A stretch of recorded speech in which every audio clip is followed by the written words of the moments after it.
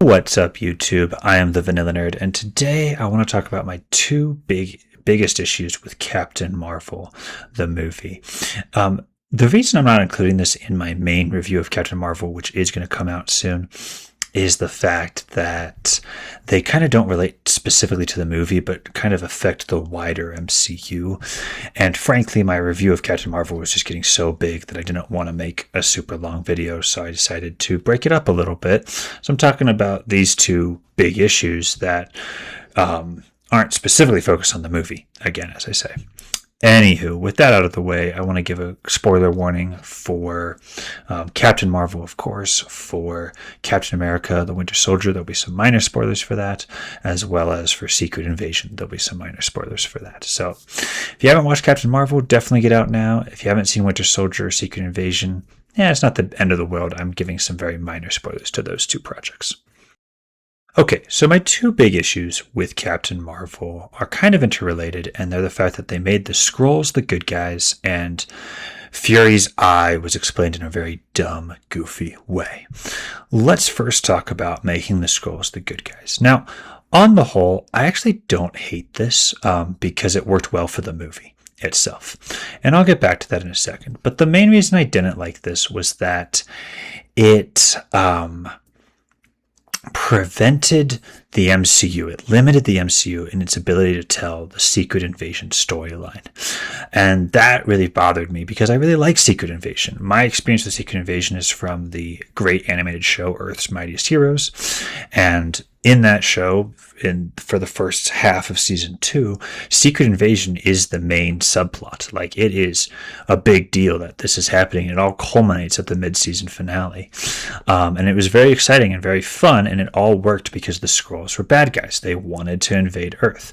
But in Captain Marvel, the Skrulls are good guys. They're just refugees looking for a home. They've been mistreated by the Kree. And so it makes it really hard for them to have a reason to invade Earth. All that being said, at time of recording now, there is a Secret Invasion show out.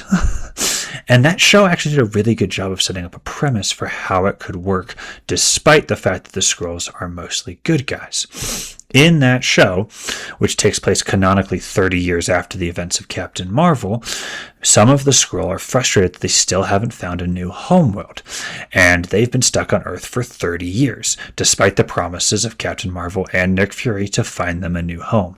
And so they're tired, they're fed up, and they're ready to invade Earth and just kind of take over. Some of them have only ever lived on Earth.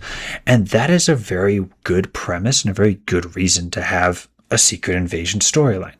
Now, unfortunately, that TV show was very poorly executed, but that's a whole review for another day. The long and the short of it is, despite my frustrations with the Skrulls being the good guys in Captain Marvel, they actually found a way to still have Secret Invasion happen. Now, they might not have executed it very well, but they still found a way. So my frustrations with the Skrulls being good guys really isn't that big of a deal. However, I will say I do wish they'd found sort of a middle ground where in Captain Marvel, the Skrulls connected to Talos were good Skrulls that were trying to end the war, just like Mar-Vell was a good Kree trying to end the war, and that the vast majority of Kree and the vast majority of Skrulls were kind of evil and caught up in this, centuries-long blood feud. I think that would have worked better. However, as it stands, it really doesn't change much, and it really didn't stop them from being able to tell a Secret Invasion story. So I'm not as mad with the Skrulls being the good guys, especially since it worked so well for Captain Marvel, because in that movie, it was a great misdirect. The Kree, despite the fact that some of them are blue, only some of them, they're mostly human looking. So, and the hero starts out in their care and with them and working for them. So we're naturally inclined to believe in them and to trust them and to say, yeah, those guys are the good guys. And the Skrull are kind of evil looking. They got big pointy ears. They look kind of like goblins or orcs. So yeah, those guys are the bad guys. And so the little misdirect and the subverted expectations, I think, worked really well for Captain Marvel. And it's one of the reasons I actually enjoy that movie now, despite the fact that originally I was frustrated at the fact that the Skrulls were good guys. So yeah, that's the first. Now, the second big problem is Fury's eye. This one has been brought up many times, but basically, for those not in the know, in Captain America the Winter Soldier, Nick Fury tells Captain America, the last time I trusted somebody, I lost an eye. It is a very epic line read. It is very well done. And on top of everything else, it really speaks to the characters of Nick Fury and Captain America. Nick Fury is never going to trust people. He is always going to see the worst in them and believe there's ulterior motives to what they're doing, and he's always going to be planning on how to take them out. Whereas Captain America is the exact opposite. He is going to innately trust people. He is going to see the best in people. He wants to be a good guy. And that's not to say that Captain America is naive. He has caution when it comes to these things, but he's always going to try to bring out the best in those around him, which is completely the opposite of Nick Fury. And I love that for this character. It's a great moment, and I think it made a lot of sense that this is all connected to his eye and some traumatic event that happened around him losing his eye. However, in Captain Marvel, when they finally do explain how he loses his eye, it's a joke. It's a goofy cat that scratches his eye out. To be fair, it's technically a flurkin. Okay, it's a it's a space cat, but it's still a cat. And it's just dumb. It's played for laughs, and it's not as epic as it could be.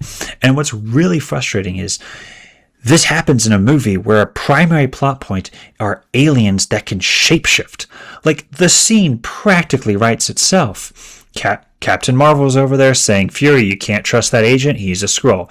Fury says, no, that agent's good. I know people. He can't fake this. I don't care if he can shapeshift. That's not what's happening.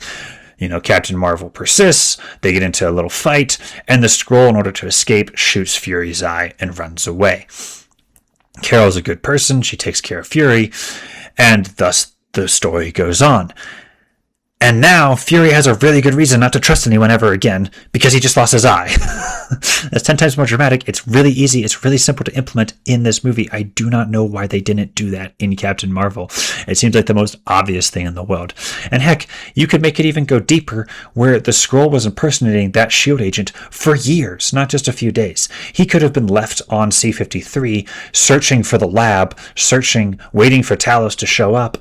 And he joins S.H.I.E.L.D. because, they're a secret government organization that's looking for secret things out in the grand, wild and stuff. So it makes all the sense in the world that he would be in S.H.I.E.L.D.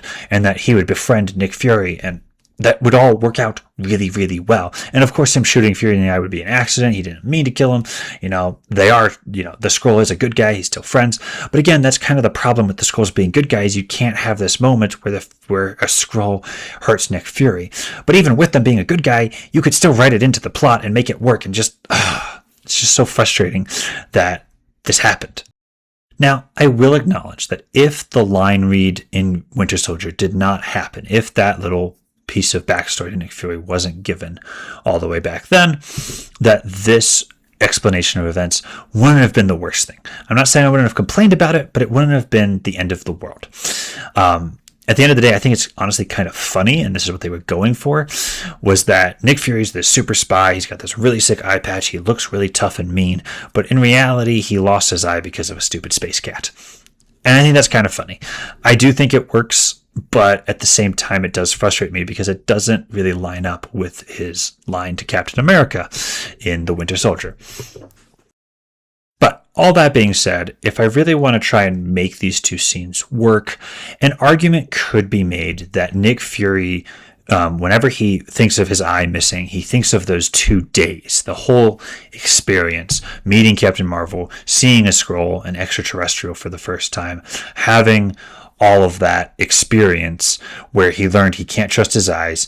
The Earth is not the center of the universe. There are extraterrestrials out there with more powerful technology and all of that stuff. And it really changed his outlook on the world. And therefore, the last time he trusted somebody, he lost an eye. That you can kind of squint and make the two scenes work. And I know that the movie even kind of did a little wink at the audience with Nick Fury telling Goose, I'm trusting you, cat, not to eat me. And then, of course, that trust was broken. But still, it's not good enough, and it's very frustrating. It's very frustrating.